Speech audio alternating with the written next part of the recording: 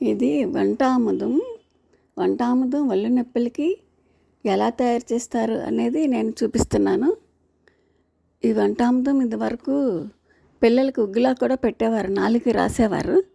Motions అవటానికి పొద్దున్న లేవగానే కాస్త నాలుగుకి రాసేవారు వంటాముదాన్ని. తర్వాత కూడా అసలు పిల్లలకి నెలకోసారి విరేచనాలు అవుతాకి కొద్దిగా పట్టించేవారు అన్నమాట. అలాంటిది ఇప్పుడు ఇది మనం ఒళ్ళు నొప్పులకి వాడుతున్నాం అన్నమాట. అది ఇనుప కళాయి తీసుకున్నాను నేను, బాగా పనిచేస్తుందని. ఒక గ్లాసుడు వంటాముదం పోసాను అన్నమాట. పోసి బాగా మరగనివ్వాలి. ఈ ఆయిల్ బాగా కీళ్ళ నొప్పులు, ఒళ్ళు నొప్పులు, నడువు నొప్పి, భుజాల నొప్పులు, మోకాలు నొప్పులు అసలు అన్నిటికీ బాగా పనిచేస్తుంది. రాయంగానే చక్కగా ఫ్రీగా అనిపిస్తుంది అన్నమాట. ఎంత నొప్పి ఉన్నా రాసేగా చక్కగా రిలీఫ్ ఇస్తుంది అన్నమాట.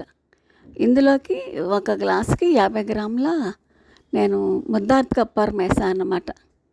ముద్దార్థ కప్పూరం వేసి మరిగేటప్పుడు వేస్తే అది కూడా కరిగిపోతుంది.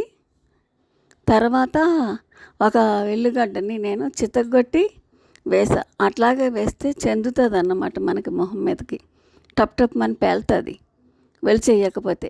అందుకని నేను ఒక వెల్లుల్లి, అంటే ఇక్కడ వెల్లుగడ్డ కూడా అంటారు దాన్ని, అది కొద్దిగా వెలిచి చితగొట్టి వేసాను అన్నమాట.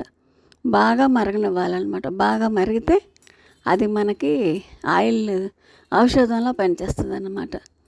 అది పిల్లలు పెద్దలు ఎవరికైనా సరే, స్కూల్ నుంచి పిల్లలు వచ్చి బాగా ఆటలాడి కాలు నొప్పి అంటారు కదా. పెద్దలు అయితే కొంచెం మెట్లెక్కి నడిచినా దిగినా అమ్మో మోకాలు పట్టేసింది నొప్పి, మెట్లెక్కి దిగాను ఈరోజు అంటారు. ఇంకా ముసలోళ్ళు అయితే అసలు రోజు వాళ్ళకి ఎప్పుడూ ఒళ్ళు నొప్పులు, నడువు నొప్పి, కాలు నొప్పులు ఏవో ఒకటి ఉంటానే ఉంటాయి. అట్లా అందరూ కూడా ఇది చక్కగా ఈ ఆయిల్ కాచింది బాగా ఒంటికి రాసుకుంటే చాలా బాగా పనిచేస్తుంది అన్నమాట. నొప్పుల నివారణకి రాంబాణంలా పనిచేస్తుంది. ఇది అందరూ రాసుకోవచ్చు, పిల్లలకు కూడా రాయొచ్చు, ఏమీ సైడ్ ఎఫెక్ట్ ఉండదు. మనం ఒళ్ళు నొప్పి అని రోజు ట్యాబ్లెట్ వేసుకుంటే రోజు అది సైడ్ ఎఫెక్ట్ ఉంటుంది కదా. ట్యాబ్లెట్కి రోజు వేసుకోలేం కదా, వేసుకోకబుద్ధి కాదు. అసలు ట్యాబ్లెట్ అవసరం లేకుండా ఈ ఆయిల్ కనుక రాస్తే మనం నడవలేని వాళ్ళు కూడా ఇంకా అసలు కాలు తీసి కాలేయలేను, బాగా పెయిన్ వచ్చేస్తుంది అని అనుకున్న వాళ్ళు కూడా ఈ ఆయిల్ రాస్తే అసలు లేచి చక్కగా నడుస్తారు, ఎవరి పని వాళ్ళు చేసుకుంటారు. అసలు దిగులు ఉండదు అన్నమాట. నొప్పి, నడవలేను అని భయం ఉండదు. నడవలేని వాళ్ళు కూడా తీర్థయాత్రలు చేసి వచ్చేస్తారనమాట. అంత బాగా పనిచేస్తుంది ఈ ఆయిల్. చక్కగా కాసిన తర్వాత ఇదేం వడబోయిన అవసరం లేదు. అట్లాగే చల్లారేగా గాజు బాటిల్లోకి తీసుకుంటే ఎప్పుడు కావాలంటే అప్పుడు వేలుతో తీసి రాసుకునేలాగా వెడల్పు దాంట్లో పోసుకుంటే చక్కగా రాసుకోవచ్చు. కాస్త చల్లారేగా అది బౌల్లోకి తీసుకోవాలి. ఒక్కోసారి ఏంటంటే కొంచెం మళ్ళీ చిన్న గిన్నెలోకి తీసుకుని కూడా ఎచ్చబెట్టి రాసుకున్నా ఇంకా బాగా పనిచేస్తుంది.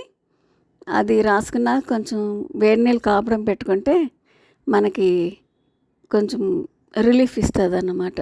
లేదా స్నానం చేసే ముందు రాసుకున్న తర్వాత వేడి నీళ్ళతో స్నానం చేస్తాం కాబట్టి ఆ నొప్పులు తగ్గిపోతాయి. ఇందులో కొంచెం పసుపు కూడా వేసి కాసుకోవచ్చు. నేను పసుపు వేయలేదు, ఎందుకంటే రాత్రులు కూడా రాసుకుంటాను నేను. ఎప్పుడు నొప్పి అనిపిస్తే అప్పుడు లేచి రాసేసుకుంటా, అందుకని పసుపు వేయలేదు. పసుపు కావాల్సిన వాళ్ళు పసుపు కూడా వేసి చక్కగా కాసుకోవచ్చు. స్టోర్ చేసుకుంటే అన్నిటికీ పనిచేస్తుంది అన్నమాట ఈ ఆయిల్.